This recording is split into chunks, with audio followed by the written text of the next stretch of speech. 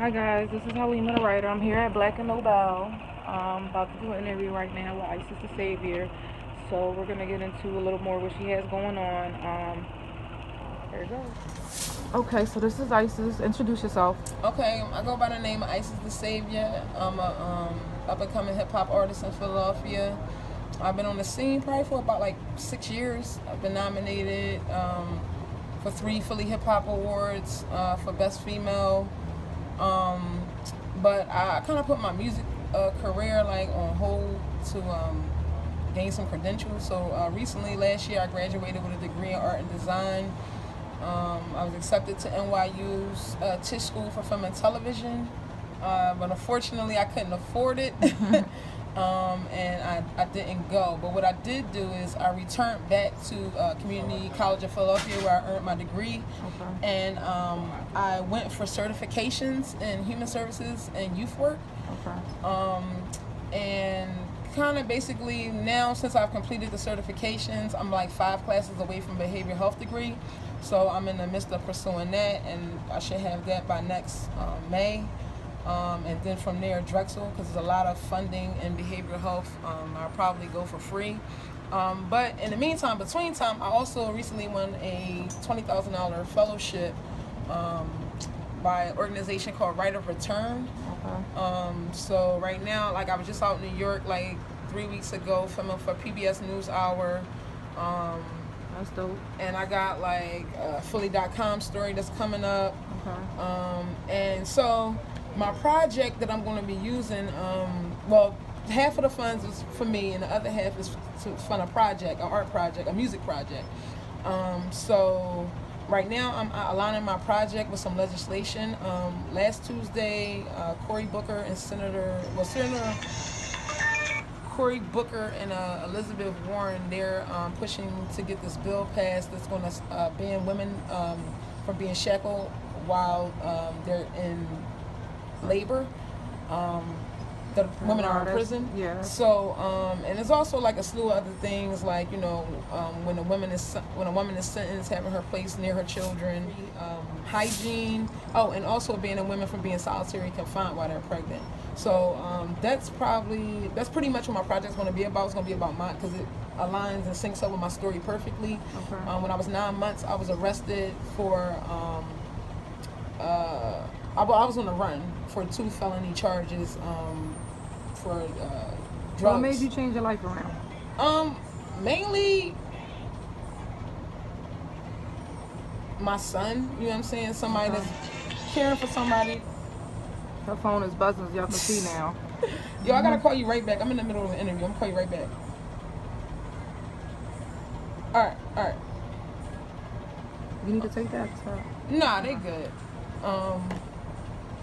So yeah, being responsible for somebody other than myself, you know what I'm saying? An innocent little baby. So that kind of made me like go like hard, extra hard. You know what I mean? Because I know I wanted life to be different for him. I can respect that. So what do you have planned and coming up like this year? Anything in the works? Saturday I'm going to be out in New York at NYU Law School with Glenn Martin and Just Leadership. It's a leadership conference for formerly incarcerated artists. Glenn Martin, I don't know if y'all know him, but look him up. He's out in New York right now doing a lot of work around re-entry and criminal justice reform. He's actually the person that has 2 campaigns: cut the prison population half by 2030, and also the Close Rikers campaign, where he got the mayor to say that they're going to close Rikers over the next 10 years, but they're still trying to get that sped up right now. So yeah, I have a leadership training with him all day Saturday. What else is going on? Probably a couple local performances. So what about if somebody would like to, work with you or get involved? How would they go about contacting you? Okay, they can email me at isisrevisited@gmail.com. So it's IsIsRevisited @gmail.com. Okay, do you have an Instagram or Twitter? Oh yeah, ISIS the Saviour. I'm ISIS the Saviour on Instagram, YouTube, Facebook. I have a music page, SoundCloud, all the usual suspects. Okay. What is one thing you want the people to know about you that don't know about you that's seen this interview? I used to sell a lot of drugs, but my music, I try not to glorify it. You know what I mean, or tell the story in a way that it's gives depth. You know what I'm saying, like to why people start hustling. Right. Why do they even get into that game? It's bigger than somebody wanting a pair of sneakers. You know what I mean? You gotta look at the education system. You gotta look at classism. It's a lot going on. So yeah.